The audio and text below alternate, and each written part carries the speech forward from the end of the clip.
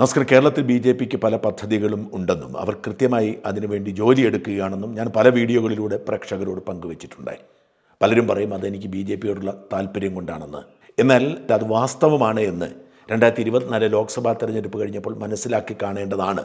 സുരേഷ് ഗോപി തൃശ്ശൂരിൽ BJPക്ക് വലിയ ഒരു മുന്നേറ്റമില്ലാത്ത തൃശ്ശൂരിൽ MP ആയി.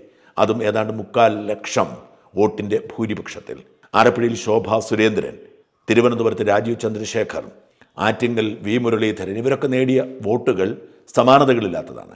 അതുകൊണ്ട് തന്നെ ഏതാണ്ട് 30ഓളം മണ്ഡലങ്ങളിൽ BJPക്ക് വിജയസാധ്യതയുണ്ട് എന്നാണ് അവർ വിലയിരുത്തുന്നത്. BJP അതിനെ A ക്ലാസ് മണ്ഡലങ്ങളാക്കി അത് പിടിക്കാനുള്ള നീക്കങ്ങൾ നടത്തുന്നു. പക്ഷെ മറുഭാഗത്തൊരു പ്രശ്നമുള്ളത്, BJPക്ക് വിജയസാധ്യതയുണ്ടെങ്കിൽ LDF UDF ഒത്തുതീർപ്പുണ്ടാകുമെന്നും BJPയുടെ വിജയം തട്ടിപ്പറിക്കുമെന്നുമുള്ള പ്രചരണമാണ്. അതിനെ മറികടക്കാൻ ബദൽ നീക്കങ്ങൾ BJP നടത്തുന്നുണ്ടാവാം. എന്നാൽ അതിനൊക്കെ അപ്പുറത്തേക്ക് അസാധാരണമായ പല നീക്കങ്ങളും BJP നടത്തുന്നുണ്ട് എന്നത് വാസ്തവമാണ്. തിരുവനന്തപുരം കോർപ്പറേഷൻ പിടിച്ചത് എങ്ങനെയാണെന്ന് നോക്കുക. തിരുവനന്തപുരം കോർപ്പറേഷൻ പിടിച്ചത് അഹമ്മദാബാദ് കോർപ്പറേഷൻ പിടിച്ച് ഗുജറാത്ത് പിന്നീട് കൈക്കലാക്കിയ മോദിയുടെ അതേ തന്ത്രത്തിൻ്റെ ഭാഗമാണ്. ഈ കഴിഞ്ഞ കോർപ്പറേഷൻ തെരഞ്ഞെടുപ്പിൽ BJPക്ക് വോട്ട് ചെയ്യാത്ത പലരും ചെയ്യേണ്ടതായിരുന്നു എന്ന് ചിന്തിക്കുന്ന അവസ്ഥയിലേക്ക് മാറി.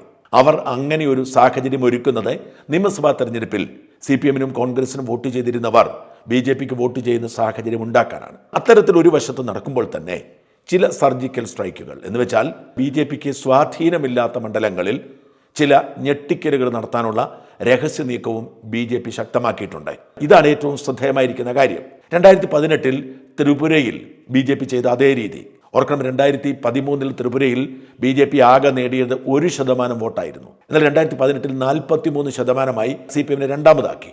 അങ്ങനെ 2018 BJP ത്രിപുരയിൽ അധികാരത്തിലെത്തി. പിന്നീട് അവരുടെ ഭരണം തുടരുകയാണ്. 1% നിന്നും 43% വർധനവ് ചെറുതല്ല. സമാനമായ ഒരു സാഹചര്യം വിഴിഞ്ഞം വാർഡിൽ, കോർപ്പറേഷൻ വിഴിഞ്ഞം വാർഡിൽ സംഭവിച്ചു. വിഴിഞ്ഞത്തെ ഒരു സ്ഥാനാർത്ഥിയുടെ മരണം സംഭവിച്ചതുകൊണ്ട് തെരഞ്ഞെടുപ്പ് മാറ്റിവെച്ചിരുന്നു. എന്നാൽ പിന്നീട് അവിടെ തെരഞ്ഞെടുപ്പ് നടന്നപ്പോൾ BJPക്ക് ഒരു സ്വാധീനവുമില്ലാത്ത മണ്ഡലമാണ്.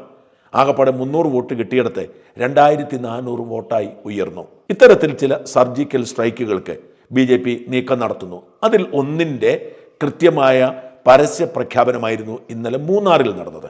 ദേവികുളം നിയമസഭാ മണ്ഡലം വളരെ കുറച്ച് വോട്ടർമാരുള്ള കേരളത്തിലെ നിയമസഭാ മണ്ഡലങ്ങളിൽ ഒന്നാണ്. ഒരു 40,000 വോട്ട് പിടിച്ചാൽ അവിടെ ജയിക്കാവുന്ന സാഹചര്യമുണ്ട്. ഇപ്പോഴത്തെ സാഹചര്യത്തിൽ പോലും ഒരു 50,000 വോട്ട് പിടിച്ചാൽ അവിടെ ഒരു സ്ഥാനാർത്ഥിക്ക് ജയിക്കാം. LDFും UDFും തമ്മിലുള്ള അകലം ശക്തമൊന്നുമല്ല. ചെറിയ വ്യത്യാസത്തിൽ മാത്രമാണ് അവിടെ മത്സരം നടക്കുന്നതും വിജയിക്കുന്നതും. 91 മുതൽ 2006 വരെ 3 തവണ തുടർച്ചയായി AK മണി എന്ന കോൺഗ്രസ്സുകാരനായിരുന്നു അവിടുത്തെ MLA. എന്നാൽ 2006 S രാജേന്ദ്രൻ എന്ന പ്രാദേശികമായി വലിയ സ്വാധീനമുള്ള നേതാവിനെ ഇറക്കുകയും തുടർച്ചയായി 4 തവണ MLA ആവുകയും ചെയ്തു. 2021 അദ്ദേഹത്തിൻ്റെ സീറ്റ് നിഷേധിച്ചു. പകരം അവിടെ CPM നിയമിച്ചത് ഒരു രാജയാണ്. രാജയുടെ യോഗ്യതയെക്കുറിച്ചുള്ള കേസ് അങ്ങ് സുപ്രീം കോടതി വരെ നടക്കുകയാണ്. രാജ യഥാർത്ഥത്തിൽ ക്രിസ്ത്യാനിയാണെന്നും SC മണ്ഡലത്തിൽ മത്സരിക്കാൻ പറ്റില്ല എന്നുമാണ് വാദം. അതൊരു വശത്ത് നടക്കുമ്പോൾ രാജേന്ദ്രനെ CPM പുറത്താക്കുന്നു. രാജേന്ദ്രനും ഇടുക്കിയിലെ സർവശക്തനായ MM മണിയും തമ്മിലുള്ള ഭിന്നതയാണ് രാജേന്ദ്രനെ പാർട്ടി പുറത്താക്കുന്നു. രാജേന്ദ്രൻ കുറച്ചു കാലം സ്വതന്ത്രനായി നിന്നു. ഇപ്പോഴിതാ BJPയുടെ ഭാഗമായി. BJPക്ക് അടിത്തറയില്ലാത്ത ഒരിടത്ത് രാജേന്ദ്രൻ BJPയിൽ ചേർന്നതുകൊണ്ട് ഒന്നും സംഭവിക്കില്ല എന്ന് വിശ്വസിക്കുന്നവരേറെയാണ്. അവിടെ രാജേന്ദ്രൻ കോൺഗ്രസിൽ ചേർന്നിരുന്നെങ്കിൽ വിജയം ഉറപ്പായിരുന്നു. പക്ഷേ രാജേന്ദ്രൻ ചേർന്നത് BJPയിലാണ്. അതുകൊണ്ട് തന്നെ CPMന് ഭയപ്പെടേണ്ടതില്ല എന്ന് വിശ്വസിക്കുന്നവർ ഏറെയുണ്ട്. പ്രത്യേകിച്ച് കഴിഞ്ഞ 3 തെരഞ്ഞെടുപ്പിലെ വോട്ട് നില നോക്കുക. 2011 രാജേന്ദ്രൻ 4078 വോട്ടിന് ഭൂരിപക്ഷത്തിൽ ജയിച്ചു. 16 6232 21 7848. ഇത്രയും മാത്രമേ വോട്ടിൻ്റെ വ്യത്യാസമുള്ളൂ. ആ വോട്ടിൻ്റെ വ്യത്യാസം ഈ 1,10,10,000 വോട്ട് മാത്രം നടക്കുന്നിടത്ത് ഒട്ടും നിർണായകമല്ല എന്നവർ പറയുന്നു എന്ന് മാത്രമല്ല, BJPയുടെ വോട്ട് നില അതിദയനീയമാണ്. കഴിഞ്ഞ തവണ അത് 2021 BJPക്ക് ദേവികുളത്ത് ലഭിച്ചത് 4717 വോട്ടാണ്. വെറും 4717 വോട്ടാണ് BJPക്ക് 2021 അവിടെ ഉണ്ടായത്. ഭേദപ്പെട്ട റിസൾട്ട് കിട്ടിയത് 2016 അന്ന് 9592 വോട്ട് കിട്ടി. അതിനു മുമ്പ് 2011 കേവലം 3582 വോട്ട് മാത്രമേ ഉള്ളൂ. എന്ന് വെച്ചാൽ BJPയുടെ ഈ ദേവികുളം മണ്ഡലത്തിലെ വോട്ട് 5000 വോട്ടിൽ താഴെയാണ്. ഈ 4000 നിന്നും 40,000 വരാൻ കഴിയുമെന്ന് നമ്മളാരും കരുതുന്നില്ല. എന്നാൽ ഇന്നലെ രാജീവ് ചന്ദ്രശേഖർ മൂന്നാറിൽ നടത്തിയ സമ്മേളനം സൂചിപ്പിക്കുന്നത്, ആ സമ്മേളനത്തിൽ ഉയർന്ന ജനപങ്കാളിത്തം സൂചിപ്പിക്കുന്നത് അത്ര നിസ്സാരമായ ഒരു നീക്കമല്ല ദേവികുളത്ത് നടത്തുന്നത് എന്നാണ്. കാരണം ഒരു കാര്യം ശ്രദ്ധിക്കേണ്ടത്, ഈ ദേവികുളം മണ്ഡലത്തിലെ ഭൂരിപക്ഷം വോട്ടർമാരും തമിഴ് വംശജരാണ്. തമിഴ് വംശജരായ വോട്ടർമാർക്ക് അവരുടെ രാഷ്ട്രീയം കൃത്യമായി നിയന്ത്രിക്കാനുള്ള ശേഷി രാജേന്ദ്രനുണ്ട്. അന്ന് 4 തവണ MLA ആയിരുന്ന രാജേന്ദ്രൻ, 20 വർഷം MLA ആയിരുന്ന രാജേന്ദ്രൻ ഈ ദേവികുളം മണ്ഡലത്തിലെ ഏറ്റവും കരുത്തനായ നേതാവാണ്. ആ കരുത്തിനെ മറികടക്കാൻ പറ്റുന്ന ഒരു സാഹചര്യം രൂപപ്പെടുത്തിയെടുക്കാൻ മറ്റൊരു പാർട്ടിക്കും CPM-നും അവിടെ കഴിഞ്ഞിട്ടില്ല. രാജേന്ദ്രനുമായി ഒത്തുതീർപ്പിന് പലതവണ അവർ ശ്രമിച്ചത്, പകരം ഒരു നേതാവിനെ വളർത്തിയെടുക്കാൻ കഴിഞ്ഞിട്ടില്ല.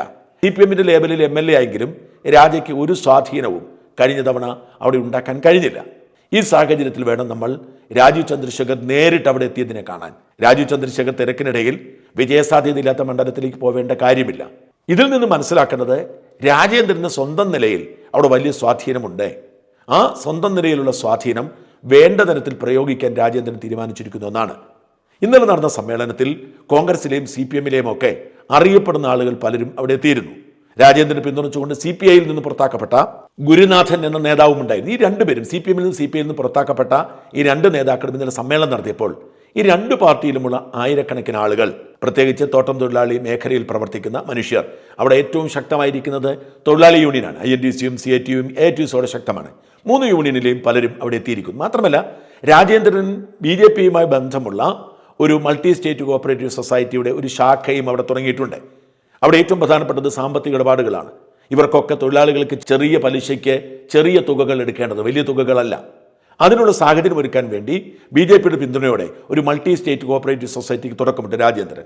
അതുകൊണ്ട് തന്നെ രാജേന്ദ്രനുമായുള്ള സഖ്യം തൊഴിലാളി യൂണിയൻ പ്രശ്നം പരിഹരിക്കുന്നതിനും സാമ്പത്തിക ഇടപാടുകൾക്കും നല്ലതായതുകൊണ്ട് അവിടെയുള്ള തോട്ടം തൊഴിലാളികളായ സാധാരണക്കാർ രാജേന്ദ്രനെ നേതാവായി സ്വീകരിച്ച് അങ്ങോട്ട് ഒഴുകുന്ന കാഴ്ചയാണ് കാണുന്നത്. ഈ നീക്കം വിജയിച്ചാൽ BJP-യുടെ ഏറ്റവും വലിയ അട്ടിമറിയായിരിക്കും ഇവിടെ സംഭവിക്കാൻ പോകുന്നത്. BJP 4000 വോട്ടിൽ നിന്നും 40,000-ലേക്ക് ഉയർത്തി ഇടത് വലത് സ്ഥാനാർത്ഥികളെ തോൽപ്പിച്ചാൽ പോലും അത്ഭുതപ്പെടേണ്ടതില്ല. കാരണം ഒരിക്കലും സംഭവിക്കാത്ത കാര്യമെന്ന നിലയിൽ ഗൗരവമില്ലാതെയാണ് അവർ കാണുന്നത്. പക്ഷേ വലിയ ഗൗരവം കൊടുക്കുന്നത് കൊണ്ടാണ് രാജീവ് ചന്ദ്രശേഖർ അവിടെ എത്തിയതും രാജേന്ദ്രനെ മത്സരിപ്പിക്കണമെന്ന് തൻ്റെ ആഗ്രഹം പുറത്തു പറഞ്ഞതും. ഇന്നലെ രാജേന്ദ്രനായിരിക്കുമോ സ്ഥാനാർത്ഥി എന്ന് ചോദിച്ചപ്പോൾ രാജീവ് ചന്ദ്രശേഖർ പറഞ്ഞത് ഇങ്ങനെയാണ്, അതുകൂടി കേൾക്കുക. തീരുമാനിക്കേണ്ടത് ഞാനാണെങ്കിൽ ഞാൻ 100% ഇന്ന് ഉറപ്പ് തരുന്നു അദ്ദേഹം ആയിരിക്കും ഇവിടുത്തെ സ്ഥാനാർത്ഥി. പക്ഷേ ഞങ്ങളുടെ പാർട്ടിയിൽ ഒരു രീതിയുണ്ട്, ഒരു മെത്തേഡ് ഉണ്ട്. അത് സെൻട്രൽ പാർട്ടി ആണ് ഫൈനൽ ഡിസിഷൻ മേക്കർ. പക്ഷേ എനിക്ക് അതിനെക്കുറിച്ച് വളരെ കോൺഫിഡൻസ് ഉണ്ട്.